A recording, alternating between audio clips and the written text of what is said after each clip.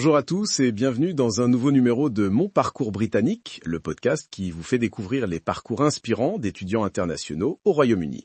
Je suis Martin, votre hôte, et aujourd'hui nous recevons Emmanuel Ndakala, un brillant étudiant centrafricain qui poursuit actuellement un master en ingénierie biomédicale à l'université de Glasgow, en Écosse. Emmanuel, merci d'être avec nous aujourd'hui. Merci beaucoup de m'accueillir dans votre podcast, Martin. Je suis ravi de pouvoir partager mon expérience avec vos auditeurs. Emmanuel, commençons par le commencement. Pouvez-vous nous parler un peu de votre parcours avant d'arriver en Écosse? D'où venez-vous et comment l'idée d'étudier au Royaume-Uni est-elle née? Bien sûr, je suis originaire de Bangui, la capitale de la République centrafricaine. J'ai toujours été passionné par les sciences, en particulier les technologies médicales qui peuvent améliorer les conditions de vie dans mon pays. J'ai obtenu une licence en génie électrique à l'université de Bangui avec mention très bien. Durant mes études, j'ai travaillé sur quelques projets avec des ONG médicales et j'ai réalisé que je voulais approfondir mes connaissances en ingénierie biomédicale. Le Royaume-Uni, et particulièrement l'Écosse, s'est imposé comme un choix évident en raison de l'excellence de ses universités dans ce domaine. Le passage de Bangui à Glasgow doit représenter un changement considérable. Comment s'est déroulé le processus de candidature, à la fois pour l'université et pour le visa? Je sais que beaucoup de nos auditeurs sont particulièrement intéressés par ces aspects pratiques. Vous avez raison, c'est un changement radical. Pour être honnête, au début, tout me semblait très complexe et intimidant. La candidature universitaire, les démarches de visa, la recherche de financement. Je me demandais vraiment par où commencer. J'ai passé des mois à rechercher des informations en ligne, à contacter des anciens étudiants, à essayer de comprendre le système britannique qui est si différent du nôtre. C'est souvent le plus gros obstacle pour les étudiants internationaux, cette méconnaissance des procédures. Absolument. Pour l'université, j'ai commencé par identifier les établissements qui proposaient le programme qui m'intéressait. L'université de Glasgow est rapidement sortie du lot, étant classée parmi les 100 meilleurs au monde et ayant une excellente réputation en ingénierie biomédicale. J'ai dû préparer un dossier complet avec mes relevés de notes, des lettres de recommandation, une lettre de motivation Solib et passer un test d'anglais IELTS où j'ai obtenu un score de 7.0. Et concernant le financement, car les études au Royaume-Uni peuvent être assez coûteuses. C'était ma plus grande inquiétude en effet. Les frais de scolarité pour les étudiants internationaux sont élevés, autour de 25 000 livres par an pour mon programme, sans compter le coût de la vie. J'ai donc recherché activement des bourses. Après plusieurs candidatures, j'ai eu l'immense chance d'obtenir une bourse Chevening. Félicitations! La bourse Chevening est extrêmement prestigieuse et compétitive. Merci. C'est une bourse du gouvernement britannique qui couvre les frais de scolarité, offre une allocation mensuelle et même les billets d'avion. La procédure de candidature est rigoureuse, avec plusieurs essais à rédiger, des entretiens à passer, et elle exige une réelle vision de comment vous allez utiliser cette formation pour contribuer au développement de votre pays d'origine. Sur des milliers de candidats, seules quelques centaines sont sélectionnés chaque année. Et concernant le visa étudiant, comment avez-vous navigué dans ce processus? Le visa a été une autre aventure en soi. Une fois accepté par l'université et par le programme Chevening, j'ai reçu un document appelé CAS, Confirmation of Acceptance for Studies. Avec ce document, j'ai pu entamer les démarches pour le visa étudiant. Il faut remplir un formulaire en ligne, payer des frais de visa qui sont d'environ 363 livres, ainsi que la surcharge santé de l'ordre de 470 livres par an, qui donne accès au NHS, le système de santé britannique. Il y a donc beaucoup de frais annexes à prévoir. Exactement. Il faut aussi se rendre à un centre de demande de visa pour donner ses données biométriques et soumettre les documents justificatifs. En République centrafricaine, ce n'était pas simple car il n'y a pas de centre dans le pays. J'ai dû me rendre au Cameroun voisin pour ces démarches. Ensuite, il a fallu attendre la décision, ce qui a pris environ 3 semaines dans mon cas. C'était une période assez stressante. Je peux l'imaginer. Et qu'en est-il de la préparation culturelle? Comment vous êtes-vous préparé à vivre dans un pays si différent du vôtre? J'ai essayé de me renseigner au maximum sur la culture écossaise. Les coutumes, la météo, très différente de celle de Bangui. Je me suis aussi préparé au choc du décalage horaire et à l'adaptation au système d'éducation britannique. Mais honnêtement, Martin, malgré toutes mes recherches, j'aurais aimé avoir un guide complet qui rassemble toutes ces informations essentielles. À ce propos, nous avons justement une ressource exceptionnelle à recommander à nos auditeurs. Un guide complet sur la procédure d'immigration avec bourse au Royaume-Uni, spécialement conçu pour les étudiants africains. Ce guide aborde tous les aspects que vous venez de mentionner, et bien plus encore. Emmanuel, vous auriez trouvé cela utile lors de votre propre parcours? Sans aucun doute. J'ai passé d'innombrables heures à chercher des informations dispersées sur Internet.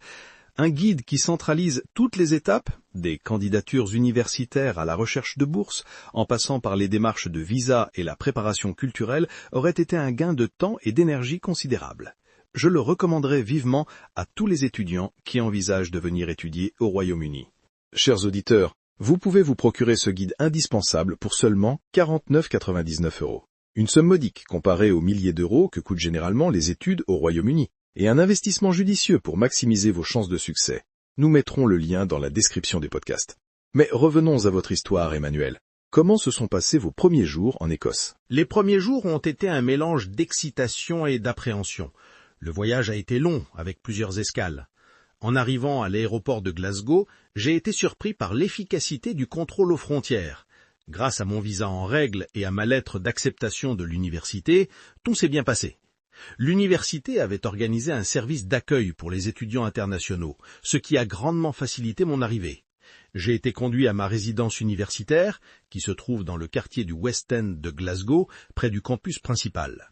J'ai été agréablement surpris par leur ouverture d'esprit et leur intérêt sincère pour ma culture. Et qu'en est-il du climat? C'est un changement radical par rapport à la République centrafricaine, j'imagine.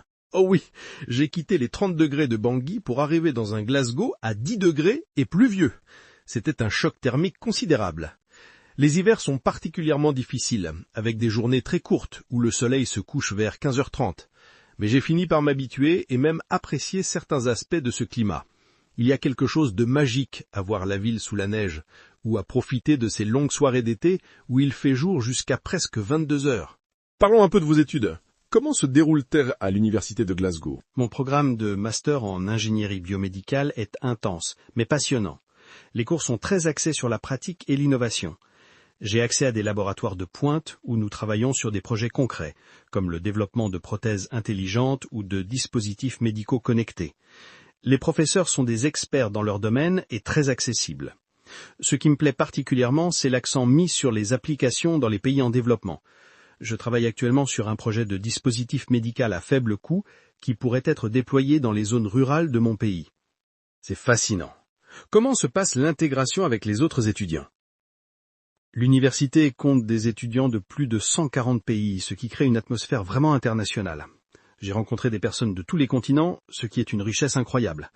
Il y a de nombreux clubs et associations qui facilitent les rencontres. Je fais partie du club d'ingénierie humanitaire et de l'association des étudiants africains. Ces groupes ont été essentiels pour mon intégration et m'ont permis de me constituer un réseau solide. À ce stade de notre conversation, je voudrais revenir sur cette ressource exceptionnelle que nous avons mentionnée plus tôt. Notre guide complet sur la procédure d'immigration avec bourse au Royaume-Uni contient des chapitres détaillés sur la vie étudiante, l'intégration culturelle et les astuces pour optimiser son expérience académique. Que diriez-vous à quelqu'un qui hésite à investir dans ce guide, Emmanuel? Je dirais que c'est probablement l'un des meilleurs investissements qu'un étudiant puisse faire. Quand on pense aux frais engagés pour étudier à l'étranger, des milliers d'euros en frais de scolarité, logement, etc., dépenser 49,99 € pour maximiser ses chances de succès est vraiment dérisoire. Ce guide peut faire la différence entre une candidature acceptée ou refusée, entre l'obtention d'une bourse ou non. Et surtout, il permet d'éviter énormément de stress et d'incertitude. J'aurais vraiment aimé avoir un tel outil à ma disposition. Parfaitement dit. Chers auditeurs, n'oubliez pas de consulter le lien dans la description pour vous procurer ce guide indispensable. Emmanuel, parlons maintenant du coût de la vie en Écosse. Comment le trouvez-vous par rapport à ce que vous aviez prévu? Le coût de la vie est globalement élevé, mais Glasgow reste plus abordable que d'autres villes britanniques, comme Londres ou même Édimbourg. Pour le logement, je paye environ 600 livres par mois pour une chambre en résidence universitaire, charges comprises. Pour la nourriture, je dépense environ 200 livres par mois en faisant mes courses principalement dans des supermarchés économiques comme Lidl ou Aldi. Les transports publics sont efficaces mais coûteux, environ 55 livres par mois pour un abonnement étudiant. Heureusement, grâce à ma bourse Chevening, je peux couvrir ces dépenses sans trop de difficultés. Y a-t-il des astuces que vous pourriez partager pour réduire les coûts? Absolument. La carte d'étudiant international eSeek offre de nombreuses réductions. Il existe aussi des applications comme Too Good To Go qui permettent d'acheter à prix réduit les invendus des restaurants et supermarchés. Pour les voyages, réserver les billets de train longtemps à l'avance et utiliser une Railcard peut faire économiser jusqu'à 30%. Et pour les livres universitaires, souvent très chers, la bibliothèque est une excellente ressource, ou alors les acheter d'occasion auprès d'étudiants des années précédentes. Ce sont d'excellents conseils. Avez-vous eu l'occasion de voyager à travers le Royaume-Uni ou même l'Europe depuis que vous êtes ici? Oui, et c'est l'un des grands avantages d'étudier ici. L'Écosse est un pays magnifique, avec des paysages à couper le souffle. J'ai visité les Highlands, Édimbourg, l'île de Skye. Le programme Chevening organise aussi des retraites culturelles pour les boursiers, ce qui m'a permis de découvrir d'autres régions du Royaume-Uni comme Oxford, Cambridge et le Pays de Galles. Et grâce aux compagnies aériennes à bas coût, j'ai pu visiter Paris, Barcelone et Amsterdam pendant les vacances scolaires. C'est une opportunité incroyable d'élargir ses horizons culturels. Quelles ont été les plus grandes difficultés que vous avez rencontrées depuis votre arrivée? Je dirais que la plus grande difficulté a été l'adaptation au système éducatif britannique. Il est très différent de celui de mon pays, avec un accent particulier sur l'apprentissage autonome, la pensée critique et les dissertations. Les premiers mois ont été un peu difficiles, mais les ressources de soutien de l'université m'ont beaucoup aidé. L'autre défi a été le mal du pays, surtout pendant les périodes de fêtes ou d'événements familiaux importants, mais la technologie permet heureusement de rester connecté avec ses proches. Comment gérez-vous ces moments de nostalgie? J'essaie de maintenir certaines traditions de chez moi. Je cuisine des plats centrafricains, j'écoute notre musique. J'ai également trouvé une petite communauté d'Africains centraux à Glasgow avec qui je peux partager ces moments. Et puis, je me concentre sur mon objectif, acquérir des compétences qui me permettront de contribuer au développement de mon pays. Cette perspective me motive énormément. C'est une attitude très positive. Quels conseils donneriez-vous aux étudiants centrafricains, ou plus généralement africains, qui souhaitent suivre vos pas? Je leur dirais de commencer leurs recherches et préparations très tôt, au moins 1 an à l'avance. De bien se renseigner sur les programmes qui correspondent à leurs intérêts et aux besoins de leur pays. De préparer sérieusement leurs tests d'anglais, car c'est souvent un critère décisif. D'être proactif dans la recherche de bourses, il en existe beaucoup, mais elles sont très compétitives. Et surtout, de ne pas se décourager face aux obstacles qui semblent parfois insurmontables. Et c'est précisément pour faciliter ce parcours que notre guide complet sur la procédure d'immigration avec bourse au Royaume-Uni a été conçu.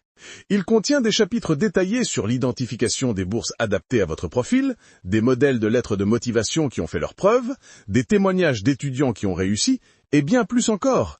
Emmanuel, pensez-vous qu'avoir accès à ce type d'informations aurait facilité votre parcours? Sans aucun doute. J'ai passé des centaines d'heures à chercher ces informations par moi-même, avec beaucoup de tâtonnements et d'erreurs. Avoir toutes ces ressources centralisées dans un guide aurait considérablement simplifié ma démarche et probablement augmenté mes chances d'obtenir d'autres bourses. Ce guide, à 49,99 € est vraiment une aubaine comparé au temps et à l'énergie qu'il permet d'économiser. Vous l'avez entendu, chers auditeurs. N'attendez plus pour vous procurer ce guide indispensable qui pourrait transformer votre avenir académique et professionnel. Le lien est dans la description. Emmanuel, pour conclure notre entretien, quels sont vos projets après l'obtention de votre master? Mon objectif est de retourner en République centrafricaine pour mettre en pratique les connaissances et compétences acquises ici. Je souhaite travailler dans le secteur de la santé. Peut-être créer ma propre entreprise de technologie médicale adaptée au contexte africain. J'aimerais aussi enseigner à l'université pour partager mon savoir et inspirer la prochaine génération. La bourse Chevening exige d'ailleurs que les boursiers retournent dans leur pays pendant au moins 2 ans après leurs études, ce qui correspond parfaitement à mon projet personnel. C'est un projet très noble et inspirant. Avez-vous des paroles finales ou des encouragements pour nos auditeurs qui rêvent d'étudier au Royaume-Uni? Je voudrais leur dire que, malgré les défis et les obstacles qui peuvent sembler intimidants au départ, étudier au Royaume-Uni est une expérience extraordinairement enrichissante qui vaut tous les efforts. N'ayez pas peur de rêver grand et de persévérer. Et surtout, informez-vous bien, préparez-vous minutieusement et n'hésitez pas à demander de l'aide et des conseils. Des ressources, comme ce guide sur la procédure d'immigration avec bourse, peuvent faire toute la différence. Et qui sait, peut-être serez-vous le prochain étudiant centrafricain à nous raconter son parcours britannique. Merci infiniment Emmanuel pour ce témoignage inspirant et ces précieux conseils. Chers auditeurs, si vous avez apprécié cet épisode, n'hésitez pas à vous abonner à notre podcast et à le partager autour de vous. Et surtout, n'oubliez pas de vous procurer notre guide complet sur la procédure d'immigration avec bourse au Royaume-Uni pour seulement 49,99 €. Un investissement minime pour un avenir académique brillant. À bientôt pour un nouvel épisode de Mon parcours botanique. Merci à vous Martin, et merci à tous les auditeurs. Au plaisir de peut-être croiser certains d'entre vous sur les campus britanniques. C'était Mon parcours britannique, votre podcast sur les études au Royaume-Uni. À très bientôt pour un nouvel épisode.